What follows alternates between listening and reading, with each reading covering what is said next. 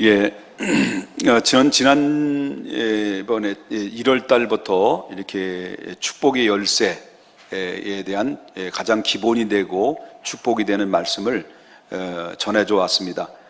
첫째는 구원에 대한 말씀을 드렸습니다. 바로 구원은 우리 믿음의 사람들에게 가장 값진 선물이라는 것과, 두 번째, 구원받은 자의 반응이 뭐라고 그랬습니까? 예배다 그랬습니다. 예배는 바로 예수 그리스도의 이름으로 성령의 능력으로 예수의 이름으로 예배를 드릴 때 그 예배를 기뻐 받으시고, 그 예배를 통해서 하나님의 유기적인 축복의 관계를 갖게 된다라는 것이고, 또한 세 번째는 교회가 무엇이냐라는 것을 얘기했습니다. 주는 그리스도시요 살아계신 하나님의 아들입니다라는 믿음의 고백과 같은 반석 위에 예수님의 교회를 세웠고, 이 공동체 안에 우리가 예수님의 머리 되신 그분의 지체로서 그분의 명령에 따라 살아갈 때 그것이 인생에 있어서 최고의 안전과 축복이 된다라는 말씀을 드렸고, 그 다음에 네 번째는 여러분들이 그렇게 듣고 싶어 했던 지난주에 11조 헌금에 대한 말씀을 들었습니다. 이 짧은 시간에 다 그 말씀을 어떻게 이해할 수 있겠습니까마는, 그러나 그 한 말씀 한 말씀을 듣고 그 말씀의 삶에 적용하게 되면 여러분의 삶을 통해서 더욱더 여러분의 입가에 있는 미소가 가득할 만큼 행복한 삶으로 하나님 앞에 보장받을 수 있다라고 저는 확신합니다. 마지막 축복이 되는 다섯 번째 말씀은, 오늘은 선교에 관련된 말씀, 전도에 관련된 말씀을 여러분과 함께 말씀을 통해서 은혜를 나누고자 합니다. 여러분이 잘 알다시피 예수님께서는 하나님의 뜻을 받들어서 이 땅에 오셨어요. 그분은 원래 하나님과 똑같으신 분이었는데 하나님의 동등될 자리를 취할 것을 여기지 아니하시고 이 땅에 내려오셨습니다. 그것이 아버지의 뜻이었습니다. 이 땅에 내려오시는 목적은 바로 뭐냐면, 아버지의 하나님 마음은 영혼을 구원하는 겁니다. 우리를 구원하시기 위한 목적이었습니다.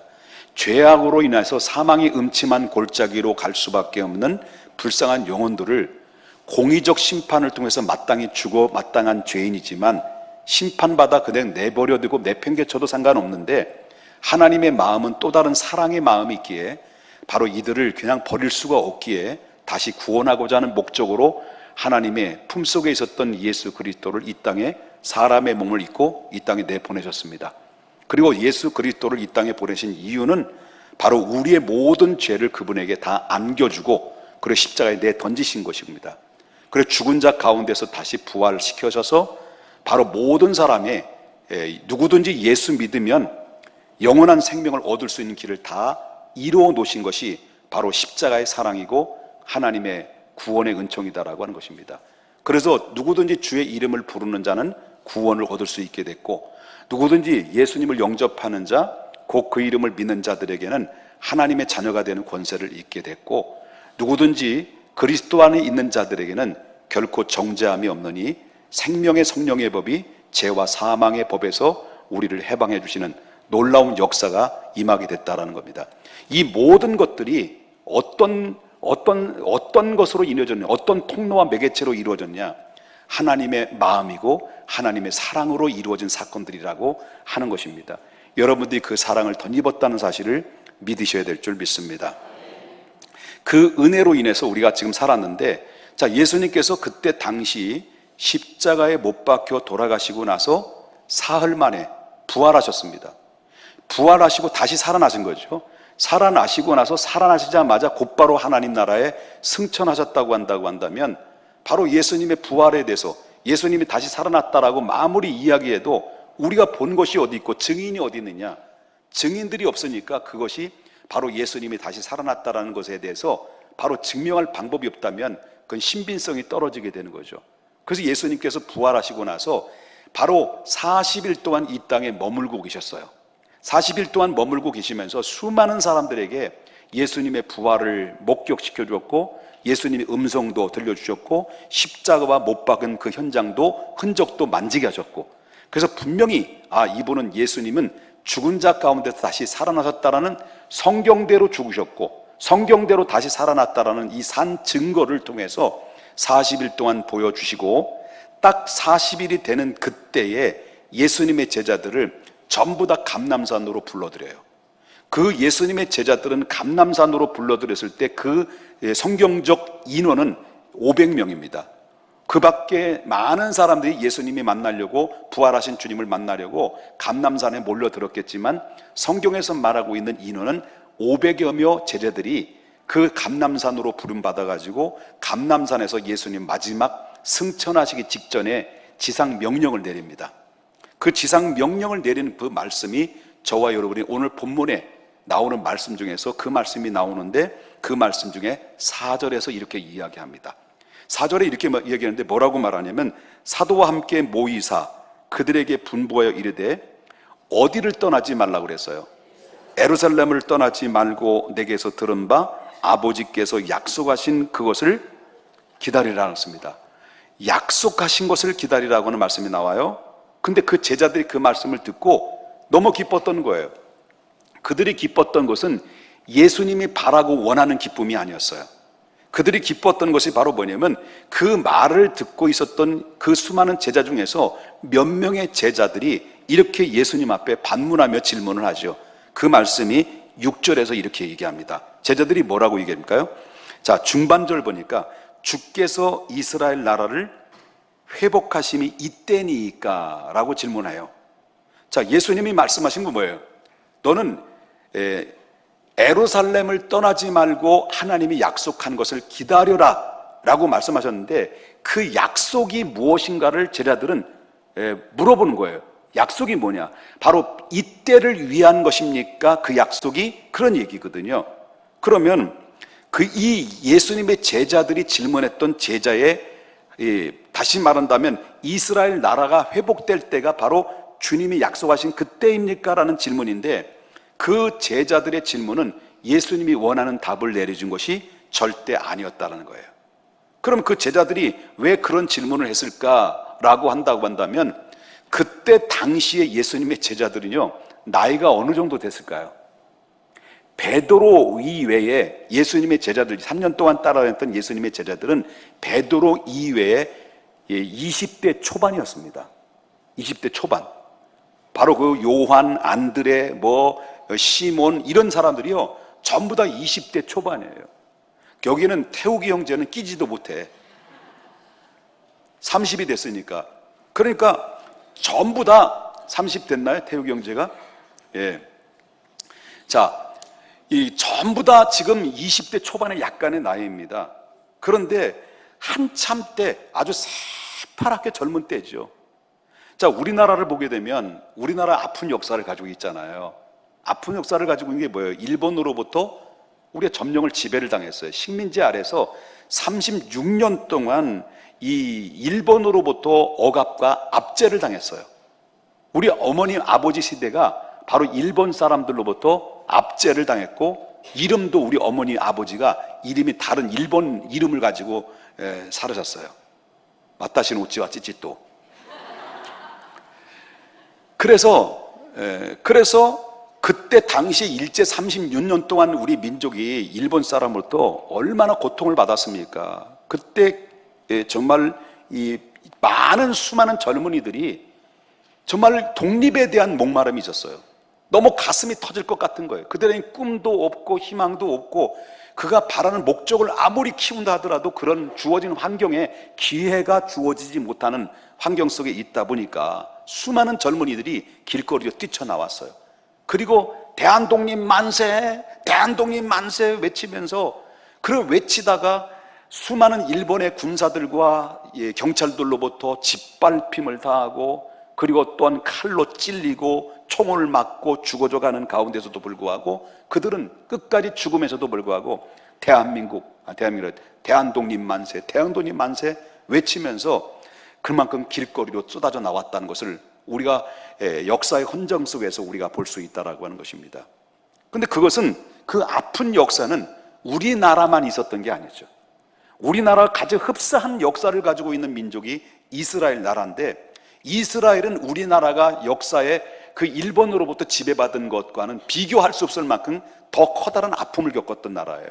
이스라엘은 430년 동안 예굽에서 노예 생활을 했어요. 하나님 앞에 죄짓다가 또 이스라엘은 이 바벨론에 의해서 70년 동안 포로 생활을 했어요. 그리고 그때 당시 예수님 오늘 본문에 등장하는 말씀 중에 보게 되면 예수님이 그때 당시 제자들과 함께 이야기 나눈 그 현장 속에서도 바로 로마로부터 식민지 아래서 있었던 때였습니다. 그러니까 그때 당시의 제자들의 입장에서 볼 때는요, 수많은 제자들뿐만 아니라 수많은 젊은이들이 미래가 안 보이는 거예요. 소망이 없는 거예요. 그러니까 이 분노가 가득 찬 가운데서 이 제자들뿐만 아니라 이 이스라엘 수많은 젊은이들이 로마에 의해서 압제를 당하다 보니, 짓밟힘을 당하다 보니까 그 안에 분노가 가득하게 되고, 이런 하루속히 독립이 이루어졌으면 좋겠다라는 소망과 바람이 너무나도 컸다라고 하는 거죠. 그래서 하루속히 이 민족의 구원할 메시아를 간절히 기다렸어요. 그 이스라엘 백성들은 성경에서 약속된 메시아가 인류를 구원하는 것이 아니라 우리 민족을 로마로부터 해방시키고 우리나라를 건설할 메시아를 이 수많은 젊은이들은 그렇게 기다려왔다라고 하는 것입니다. 바로 그때였습니다. 아주 절묘하게도 그 로마의 식민지 안에서 희망이 없어 보였던 그때에 절묘하게도 예수 그리스도가 딱 등장한 거예요. 예수님이 나타나셔서 공생의 기간 동안에 여러분, 물고기 5마리와 보리떡 2개, 물고기 5마리를 가지고 장정만 5,000명을 먹이는 기적이 일어나고 거기에다가 12광주리를 남겨요. 그리고 또 안전병이 일어나고 귀신이 떠나가고 중풍병자가 일어나게 되고 죽은 지 4일이 됐는데도 불구하고 나사로야 나오라 한마디에 죽었던 나사로가 다시 살아나서 살아나는, 이런 모든 역사들이 그 예수님을 통해서 이루어지게 돼요. 그 안에 모든 각색의 귀신 들린 자, 병든 자들, 이런 자들이 주님 앞에 오기만 하면 모든 것이 해결되는 거예요. 그 입에서 나오는 말씀이 권세가 있어요.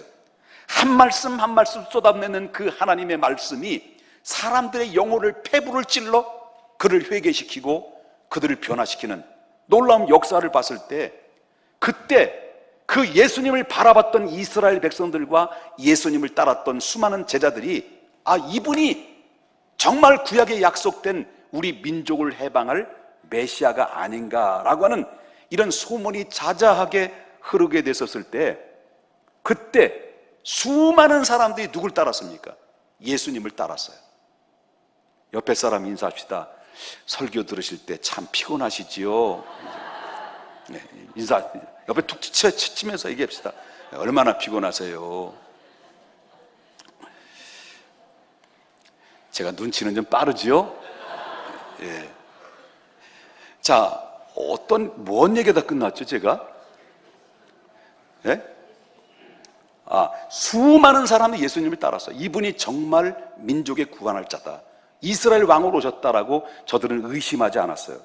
그런데요, 예수님이 왕이 돼줘야 되는데 시간이 지나고 1년이 되고 2년이 되고 3년이 됐는데도 불구하고 예수님이 왕이 되질 않은 거예요. 예루살렘에 입성을 했는데 그들은 기대했어요. 호산나 다윗의 이름으로 오신 이여호와라고 막 종려가지를 흔들면서 그들은 외쳤지만 정작 예루살렘에 들어가서는 아무 일도 안 했고 민족을 해방할 적도 없고 아무런 아무런 그런 반응도 보이지 않았을 때 이스라엘 백성들의 마음속에는 기대감을 가졌다가 실망감이 가져요. 결국 예수님을 배반한 거예요.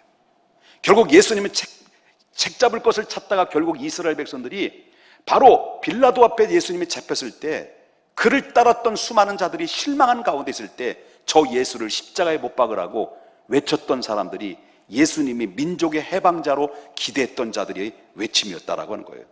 그래서 결국 예수님은 죽으셨어요. 모든 사람들의 기대를 안고 있다가 예수님은 절망 가운데 그들을 실망시키는 가운데서 오히려 배반하고 예수님을 죽이라고 외쳤을 때 정말 대제사장과 그리고 서기관들에 의해서 결국은 예수님은 십자가에 죽게 됐다라고 하는 거예요. 죽었는데 문제는 바로 뭐냐면 죽었다가 성경대로 다시 살아나신 거예요. 다시 부활하신 거예요. 이 부활하셔서 예수님이 제자들에게 딱 나타난 거예요.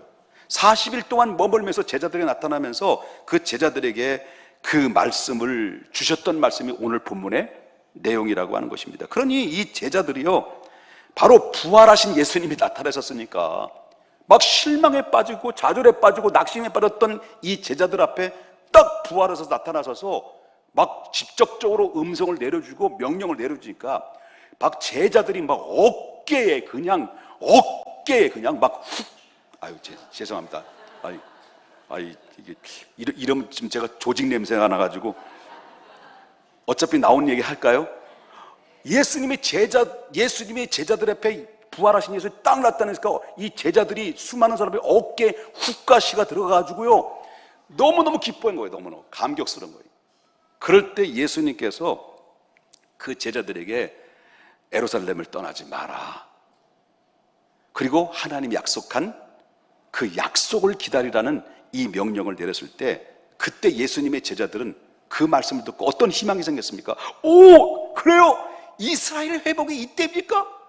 드디어 혁명이 일어나겠네요? 정말 민족이 메시아가 오셨네요? 그러면서 로마를 다 물리치고 이제 이 우리나라를 건설하고 회복할 때가 왔군요 하면서 이 제자들의 마음속에는 막 흥분을 감출 수가 없는 그런 가운데 있었다는 거죠. 자, 제자들이 그런 말을 했었던 이유가 뭘까요? 3년 동안 따라다녔어요. 여러분, 교회를 30년 동안 교회 다녔어. 10년 동안 다녔어요. 20년 동안 다녔어요. 근데 제자들과 우리가 별 다를 바가 없는 모습들이 있다는 거예요. 제자들은 3년 동안 따라다녔어요. 지금까지 예수님을 어떤 분으로 믿은 거예요, 제자들이? 지금 상황이 로마의 식민지 아래에 있어요. 그 제자들이 예수님을 여태까지 따라다녔던 그 목적과 의미는 바로 뭐냐면, 이 제자들은 예수님을 어떻게 봤느냐면 3년 동안 따라다니는데도 불구하고 인류를 메시아로 오신 분으로 생각하지 않고 자기 민족을 해방할 자로 오신 거로 한 거예요. 그러니까 예수님에 대한 그런 희망을 가지고 막 그들을 통해서, 예수님을 통해서 자기의 꿈을 성취하려고 하는 그런 목적을 가지고 예수님을 그때는 따랐다는 거예요. 어느 정도 따랐냐면, 예수님이 내가 얼마 못 돼서 대제사장들과 그리고 서기관들과 바리새인들에 의해서 내가 얼마 못 돼 죽음을 당하게 될 것인데 죽은 자 가운데 다시 살아나게 될 것이다 라고 바로 이 말씀을 하는데도 불구하고 제자들은 눈이 있어도 못 듣고 귀가 있어도 못 들은 거예요. 그리고 그 대신 그 제자들이 흥분이 돼가지고 예수님께 찾아와가지고요 어떤 청탁을 한 줄 아세요? 예수님이 왕이 되시면, 예수님이 이스라엘의 모든 왕이 되시면 우리들을 어떤 위치에 세워줘야 될 것을 청탁을 했는데, 이게 바로 뭐냐면 마가복음 10장 37절에 여기에 형제 2명이 예수님 앞에 찾아왔어요. 자, 보면 형제 2명, 야곱, 이 사람 누구예요? 요한과 안드레였어요. 안드레가 예수님 앞에 찾아와서 한번 보겠습니다. 다 같이 한번 읽어보겠습니다. 시작. 여쭈되 주의 영광 중에 우리는 하나는 주의 우편에 하나는 좌편에 앉게 하여 주옵소서. 이게 뭐냐면 주의 영광에, 이게 뭐예요? 로마를 물리치고 민족이 해방돼서 당신이 왕이 되면 우리가 3년 동안 주님을 따라다녔고 우리 제자 중에서 우리처럼 적극적으로 주님을 사랑하고 주님을 향해서 열정을 낸 사람 어디 있습니까? 이 공적, 다시 말한다면 이 모든 것들을 다 어떻게 얘기하나, 대통령이 되기 위해서 그 옆에 도와줬던 사람들을 뭐라 그래요? 충신이라고 그래요? 뭐라 그래요? 예? 한 명만 얘기해 주세요. 그래요. 그런 사람 아닙니까? 그러면서 하는 얘기가, 당신이 유대인의 왕이 되면 우리를 어디에 앉혀달라는 거예요? 좌편, 우편 앉혀달라는 거예요. 이게 청탁이에요. 이 예수님의 제자들은 예수님이 오신 목적이, 인류를 구원한 목적은 전혀 생각 안 한 거예요. 민족을 구원할 목적으로 오신 메시아로 본 거예요. 이게 예수님 제자들이었어요. 거기다 뭐죠? 요한의 엄마, 안드레 엄마가 자기들도 그렇게 얘기해놓고 그게 좀 뭔가 좀 다른 사람이 베드로가 치고 들어올 것 같은 생각이 드는 거예요. 그래서 엄마를 꼬신 거예요. 엄마가 좀 가줘. 엄마가 좀 가서 얘기 좀 해줘. 우리 우차축으로 앉게해달라고. 그래? 그래가지고 이 요한의 엄마가 치마를 입고 막 흔들며, 그래가지고 누구한테 온 거예요? 예? 예수님께 찾아온 거예요. 그래서 예수님께 뭐라고 청탁해? 마태복음 20장 21절. 다 같이 한번 보겠습니다. 예수께서 이르시되 무엇을 원하느냐? 이르시되 나의 두 아들을 주의 나라에서 하나는 주의 우편에 하나는 주의 좌편에 앉게 명하소서. 주의 나라가 뭐예요? 바로 하나님의 나라예요, 이스라엘 나라예요. 이스라엘 나라의 왕이 되면 지 아들을 어떻게 하는 거예요? 하나는 우편, 하나는 좌편에 앉게 달라고 청탁을 하는 거예요. 바로 치맛바람 청탁이 언제부터 시작됐냐? 요한의 엄마로부터 시작된 이 시조가 됐다라고 하는 것을 보게 된다는 거죠. 그러니 자, 그 시대의 분위기를 읽겠죠. 어느 정도 시대의 분위기인가? 자, 이런 분위기를 볼 때 제자들의 입에서 이스라엘 회복이 이때입니까? 라고 이제 혁명이 일어나는 겁니까? 라고 이렇게 질문하는 것은 지극히 당연한 것이었다. 그만큼 예수님의 제자들의 마음속에는 회복할 나라에 대한 갈망이 가득하기 때문에 결국 이것이 그들의 마음의 관심사고 그들의 꿈이었다라고 하는 거죠. 바로 하나님 나라 영원 구원에 대해 전혀 관심이 없어요. 우리도 예수 믿는 목적이 10년을 다니고 20년을 다니고 30년을 다녀도 예수님 목적이 예수 믿고 복 받고 내 자식 잘 되고 우리 아들을 100억을 벌게 하소서. 아버지요 대통령이 되게 하소서. 솔직히 여러분 그렇지 않습니까? 여러분 자녀들 코로나 바이러스 때문에 교회를 안 나오었잖아요, 지난주에. 왜? 우리 아들을 100억 버는 아들이기 때문에. 예수 믿는 목적이 사람들은 복받고 문제 해결받고 병 고치고 그리고 통변하고 예언하고 미래를 점을 치는 것을 목적으로 두는 사람들, 오늘날 이런 크리스찬들이, 병든 크리스찬들, 잘못된 크리스찬들이 얼마나 많냐는 거예요. 제자들이 그런 거예요. 예수님과의 생각과 그들의 생각, 관심사는 완전히 180도로 달라졌다라고 하는 거예요. 그런데 예수님께서 그들의 질문과 관심사에서 뭐라고 얘기해요? 그들의 질문과 관심사에서 뭐라고 쐐기를 쫙 박는데, 자 7절을 한번 보세요. 7절 예수님이 뭐라고 그러는지, 그들을 향해서 뭐라고 그랬는지.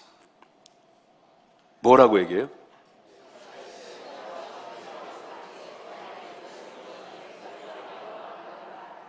때와 시기는 누구의 권한이에요? 아버지의 권한이다. 너희들은 신경 꺼, 이거예요. 너희는 신경 꺼, 그거예요. 신경 꺼라. 구체적으로 말하면 로마 제국이 언제 망할 것인지, 유대인이 언제 독립이 될 것인지, 이것은 하나님만이 아시는 것이 하나님의 결정이다. 그러나 너희는 할 일이 따로 있다. 그것이 뭔 줄 아시냐? 그것이 뭔 줄 아느냐? 그것이 뭔 줄 아느냐? 그러면서 예수님이 딱 중요한 핵심적인 말씀을 전해주는 것이 8절의 말씀이에요.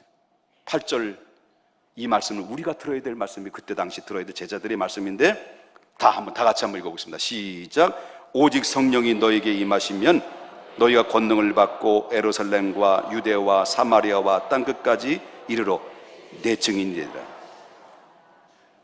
제자들의 관심은 이 나라 독립이었습니다. 제자들의 관심은 바로 당신의 나라 임할 때 우리의 명예를 세워 주시옵소서라고 했습니다. 그런데 너희 신경 쓰지 마라, 신경 꺼라, 너희들 할 일이 따로 있다. 그것은 바로 성령이 임하시면 권능을 받고, 권능이 임하면 너희는 온 유대와 사마리아와 땅끝까지 이르러 내 증인이 되라고 하는 명령이 생뚱맞는 명령으로 내려져요. 그들 생각하거든요. 예수님의 제자들은 이 사실을 몰랐다는 거예요. 예수님이 제자를 왜 불렀고, 왜 훈련시켰고, 왜 전도를 보냈을까요? 그리고 예수님의 제자들이 왜 이 모든 기적과 이적을 보여줬던 이 사실에 대해서도 저들은 몰랐다는 거예요. 이제 여전히 제들의 마음속에는 로마 제국으로부터, 지배로부터 식민지 안에서 이스라엘 해방시켜줄 줄을 아는 정치적인 메시아로 이 예수님의 제자들은 그것을 의심하지 않았다는 거예요. 그러나 예수님의 제자들이 정치적인 메시아라고는 생각해서 인류를 구원할 메시아라는 것을 언제 생각이 싹 바뀌어졌습니까? 바뀌어진 때가 언제였어요? 예수님께서 아까도 말씀드렸지만은 오직 성령이 임하시면 너희가 권능을 받고 예루살렘과 온 유대와 사마리아와 땅끝까지로 내 증인이 되리라 라고 하시는 말씀을 따라서 그 말씀을 딱 하고 어떤 일이 오늘 본문에 보면 그 말씀을 딱 전해주시고 제들에게 딱 그 말씀을 던지신 다음에 예수님은 그냥 공중으로 끌어올라간 거예요. 500여 명의 제자들이 보는 가운데서 예수님이 부활하신 주님은 수많은 제자들이 보는 가운데서 공중으로 끌려 올라가서 구름이 가려서 그들이 못 본 거예요. 그러니까 이 500여 명의 여기 500여 명이 안 되잖아요. 500여 명의 제자들이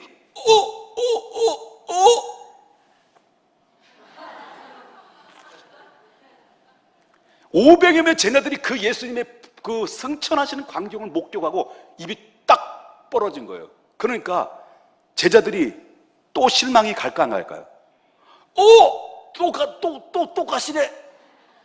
가시면 안 되는데 나는 우편, 나는 좌편, 나는 완전히 끝났네. 이랬단 말이에요. 이랬을 거 아니에요. 그때 올라가시고 나서 천사들이 뭐예요? 흰 옷 입은 천사들이 나와가지고 갈릴리 사람들아 어찌 하늘로 보느냐. 올라가신 그 분은 올라가신 대로 다시 오실 것이다. 그래 너희는 어디로 가라는 거예요? 어디로 가라는 거예요? 예루살렘으로 들어가라. 그리고 약속하신 성령을 기다려라. 그래 예수님의 제자들이 500여 명의 제자들이 가운데 더 이렇게 잡았던 사람들 중에서 380명은 어디로 갔는지 몰라요. 그 약속의 말씀을 붙들었던 120명들은 마가의 다락방에 들어가가지고 혹시 약속대로 성령을 내려주지 않겠는가, 예수님이 또 오시지 않겠는가, 그런 기대감을 가지고 마가의 다락방에서 120명 문도들이 저들은 10일 동안 무려 10일 동안 그 약속의 성령을 기다리면서 기도했던 거예요. 근데 10일이 딱 되는 날, 여러분 사도행전에 나오는 말씀 보면은 10일이 딱 되는 날 갑자기 그냥 하늘에서 불이 떨어지는데 그 기도의 현장에 불이 임하는데 불이 혀같이 쫙쫙쫙쫙쫙쫙 갈라지면서 그 기도하는 사람의 머리에 다 임한 거예요. 그러더니 그 입에서 새로운 방언이 터지고 그리고 눈이 막혔던 영안이 딱 떠지고 그리고 가슴이 뜨거워지기 시작하면서 바로 그들은 새로운 그런 영적인 세계를 맛본 거예요. 그리고 나서 눈을 딱 뜨고 그리고 나서 그 심령이 열리고 성령을 받고 나니까 그때서야 비로소 예수님이 약속하셨던, 예수님 말씀하셨던 그 말씀의 이유를 깨달은 거예요. 아하! 예수님이 이 땅에 오신 목적과 우리를 부르신 목적과 우리에게 명령한 명령은 우리 민족을 해방하라는 것이 아니라 바로 예수님을 통해서 모든 인류가 구원받는 목적이었구나. 그들이 생각이 바뀌어지면서 우리를 바라고 원하는 것은 이 나라의 모든 왕국을 세우는 것이 아니라 하나님의 나라를 세우는 것이었다는 것을 그때서야 눈을 열게 됐고, 그리고 그 이후로부터 그 현장을 박차고 나가서 예수님은 십자가에 못 박혀 죽으셨습니다. 예수님은 죽은 자 가운데 다시 살아났습니다. 누구든지 저를 믿는 자마다 멸망치 않고 영생을 얻을 것입니다. 누구든지 주의 이름을 부르는 자는 구원을 얻을 것입니다. 너희들이 십자가에 못 박혀 죽은 그 예수는 성경대로 죽으셨다가 성경대로 다시 사흘 만에 다시 살아나서 바로 우리를 영원토록 구원 얻을 수 있는 길을 열어줬다. 다른 이름으로 구원을 얻을 만한 이름을 주시지 않았으니 오직 예수 그리스도에는 구원을 얻을 수 있는 길이 없다라고 베드로를 위시해서 모든 제자들이 성령 받고 그들은 외쳐대기 시작했습니다. 그 외침을 듣고 수많은 유대인들이 그 말씀을 듣고 회개하고 돌아오는데 3,000명이 그 자리에서 회개하고 돌아오고 5,000명이 돌아오는 놀라운 역사가 일어나기 시작했습니다. 그러므로 말미암아 기독교가 태동되는 시작이 돼요. 여러분, 이 사건이 어마무시한 사건이었다는 거예요.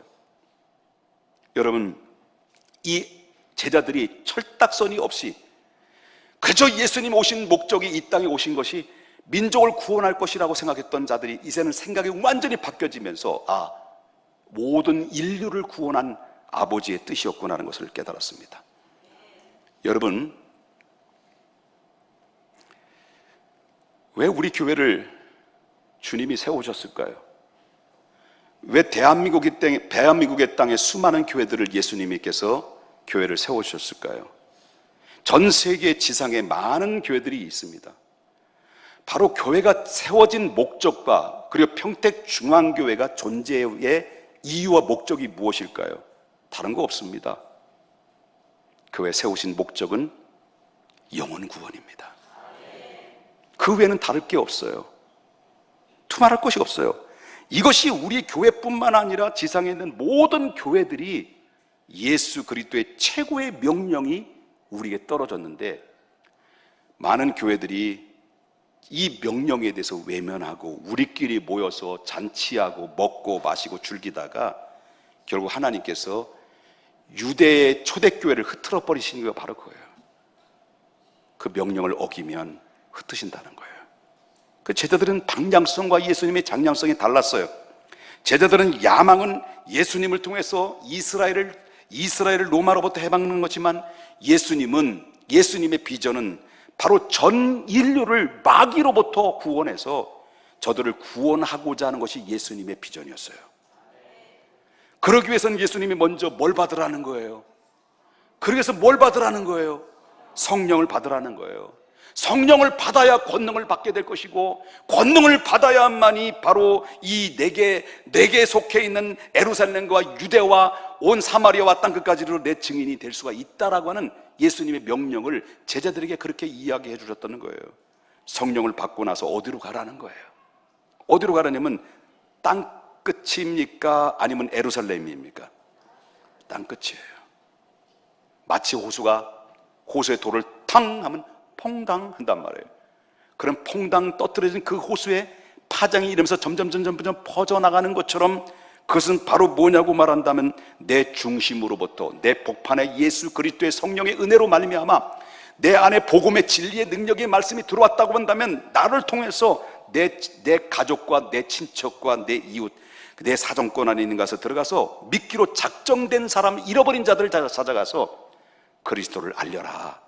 그럼 믿기로 작정된 사람들은 믿지 말래도 예수 믿게 된다. 준비된 영혼들이 있다는 거예요.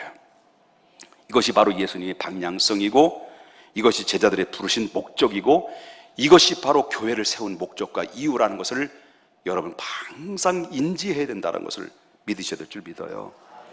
그러므로 국내 선교든 해외 선교든 바로 뭐냐면, 선교와 전도는 우리가 해도 되고 안 해도 되는 것이 아니라 하나님의 우리에게 명령한 어명이다 라고 하는 것입니다. 여러분, 사도 바울이 이렇게 얘기했어요. 고린도전서 6장 16절에 보니까 한번 다 같이 읽어보겠습니다. 고린도전서 9장 16절, 자, 다 같이 크게 읽겠습니다. 시작. 내가 복음을 전할지라도 자랑할 것이 없으면 내가 부득불 할 일입니다. 만일 복음을 전하지 아니하면 내게 복음을 전하지 못한다는 거예요. 내게 화가 미친다고 하는, 그 마음으로 전했다는 거예요. 근데 여기서 우리가 주목해 볼 만한 게, 자, 여기 보면 무슨 말씀이 나와요? 내가 뭐가 나와요?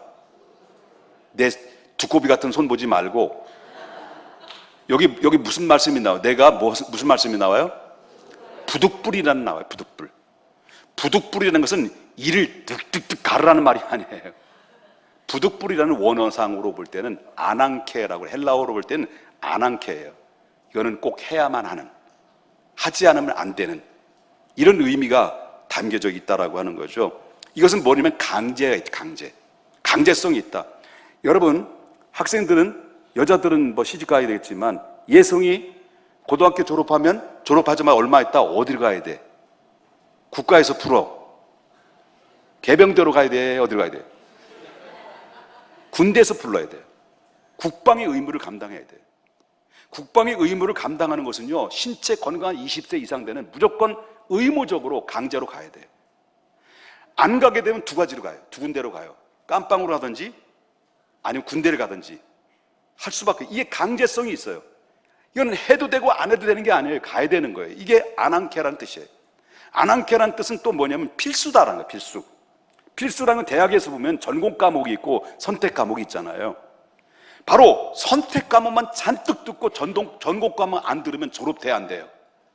졸업 절대 못하는 거예요. 이 필수예요. 이 아난케라는 뜻이 그런 얘기예요. 그렇기 때문에 우리는 하나님께서 우리 교회를 세우신 그 이유와 목적을 분명히 알아야 됩니다.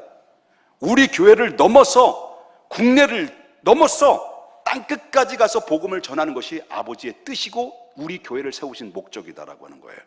선교는 현재의 자리에서 새로운 장소로, 새로운 사람, 새로운 환경을 찾아가서 영적인 전쟁을 치고 거기를 거점을 장악하고 그들을 영적으로 초토화를 시키는 것이 이게 선교의 목적이에요.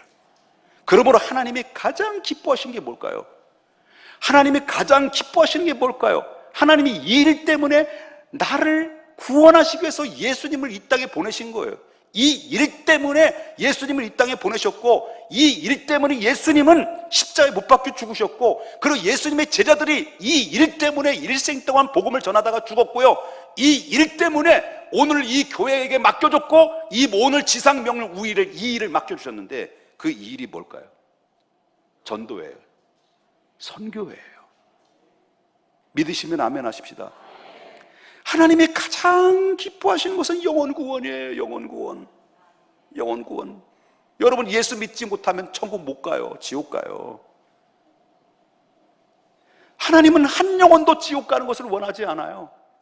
한 영혼이라도 구원받기를 원하죠. 그래서 하나님의 마음은, 아버지의 마음은, 하나님이 가장 기뻐하는 마음은 그것이 바로 전도와 선교예요. 왜냐하면 그 영혼을 살리는 것이기 때문에요. 마귀가 가장 싫어하는 게 뭘까요? 전도와 선교예요. 왜냐하면 영혼을 살리는 거기 때문에. 하나님이 가장 싫어하는 교회가 뭘까요? 싫어하는 교회가 어떤 교회일까요? 어떤 정도일까요? 그것은 바로 전도하지 않는 교회, 전도하지 않고 선교하지 않는 교회예요. 왜냐하면 영혼을 죽이는 거기 때문에. 마귀가 가장 좋아하는 교회와 성도는 무엇일까요? 네? 선교와 전도하지 않는. 왜 그럴까요? 영혼을 죽이는 것이기 때문에. 여러분, 목사님, 왜 우리 교회는 왜 선교만 해요? 우리 교회 예산에 선교의 10%가 넘어요. 거의 15% 정도 우리 총 예산에 선교 엄청나게 많이 하는 교회거든요. 뭐 이렇게 뭐 선교만 선교 그래요. 여러분, 왜 선교만 하냐고 이렇게 이 얘기하는 것은요, 무슨 말 같이 무서운 줄 아세요? 하나님, 맞짱 한번 뜨십시다. 이거예요. 이거와 또 똑같은 거예요. 그렇기 때문에 성도님께서 왜 선교만 하느냐라고 이렇게 외친다면, 그렇게 외치고 그렇게 말하는 사람은요, 마귀가 찾아와서요, 여러분 상을 줄 거예요. 잘했다. 성도는 우린 땅끝까지 선교를 해야 된다는 사실을 주님이 주신 어명이라고 하는 거죠. 선교하느냐, 영혼 구하느냐에 따라서 영혼이 사느냐 죽느냐 천각이 달려져 있다라고 하는 것을 우리가 보게 된다라고 하는 것이죠. 이게 아버지의 마음은 어디까지 가느냐, 정말로 배우지 못하고 헐벗고 굶주리고 미개한 그 사람들조차도 외면하지 않는 사람이에요. 땅끝까지 가라는 것은 바로 뭐냐면, 지금 우리가 볼 때 지난주에 선교팀이 가가지고 일주일 동안 갔다 왔을 때 빈도로에 아무도 찾아가지 않은 만양족들이 살고 있는 그 세계를 들어갔는데, 우리가 처음에 갔을 때는요, 여자들 절반은 우에 안 입었어요. 실오라기에 걸치지 않았어요. 13살, 14살 정도 되면, 생리 되면 애를 전부 다 안고 두세 명씩 안고 있었어요. 배운 게 없는 거야. 너무 지저분하고요. 저희 이발 봉사를 했는데요, 여러분, 이발을 하는데 애들 처음에 갔을 때 이발의 머리에 이가, 이발하는데 손으로 뚝뚝뚝 떨어져요, 이게. 그런데요, 여러분, 하나님이 그들의 영혼도 사랑하고 있다는 거예요. 예배 드리는데 그들이 감동을 받아요. 찬송을 할 때도 그들이 같이 따라서 찬송을 해요. 우리가 복음을 전하는데 그들도 마음이 열려서 복음을 통해서 듣고 울어요. 울어. 우리가 기도해 줄 때 그들이 방언이 터졌어요. 여기만 방언이 터지고 성령이 임하는 게 아니더라고요. 그 가난한 그 사람들에게도, 미개한 사람에도 하나님이 그들을 얼마나 불쌍히 여기고 얼마나 사랑하는지 그 현장 속에 복음의 생명의 말씀을 들고 들어가서 외쳤더니 그들의 마음이 열리고, 그들의 마음이 열리면서 눈물 흘리고, 어떤 사람 막 뒤집어지면서 막 울면서 막 하나님 앞에 이런 모습들을 보는데, 아버지의 마음은 어떤 미국에만 있는 아버지의 마음이 아니라 전 땅끝에 복음이 미치지 않는 곳까지 가서 그들이 예수 믿고 하나님 나라에 가기를 간절히 바라는 아버지의 마음은 다를 바가 없는 것이다. 우리 교회가 해야 될 목적은 전도 많이 해서 교회 성도 막 뻥튀기 해가지고 1000명, 2000명 모여가지고 땅 넓히고 교회 더 크게 짓고, 이게 목적이 아니에요. 전 바라지도 않아요. 저는 그렇게 생각하고요. 물론 그렇게 될는지 안 되는지 모르지만 제 은퇴할 정도 되면 그냥 세 교회로 나눴으면 좋겠어요. 재산도 다 나눴으면 좋겠어요. 그때 당시에는 빚이 다 청산이 안 돼가지고 안고 나누는 거예요. 그냥 안고 나누는 거예요. 그래서 나가는 거예요. 흩어지는 거예요. 그래서 싸워서 흩어지는 것이 아니라 우리 멋지게 한번 갈라십시다. 여기 한 교회, 여기 앉으신 분 한 교회, 여기 한 교회, 지수 담임 목사님, 성현이 담임 목사님, 여러분 우리 멋지게 정말 아버지의 뜻을, 아버지의 마음을 헤아리고 영혼 구원하는 일에 우리 중앙교회가 쓰임 받았으면 좋겠습니다. 우리 모든 성도님들이 영혼 구하는 일에 정말 아버지의 뜻에 그렇게 선교에 기뻐하시는 일에 우리의 일생을 드릴 수면 있다고 한다면, 여러분 우리에게는 인생에 후회 없는 인생이고 최고의 성공자의 자리에서 하나님 앞에 서게 될 것이라는 사실을 믿으셔야 될 줄 믿습니다. 우리 좌우 옆분과 인사합시다. 그냥 인사하십시다. 그냥 뭐라도 감동받은 얘기를 한번 하십시다. 감동받은 얘기 한번 해보자고요. 뭘 은혜 받으셨는지, 그대는 어떤 마음의 도전을 받으셨는지. 기도할까요?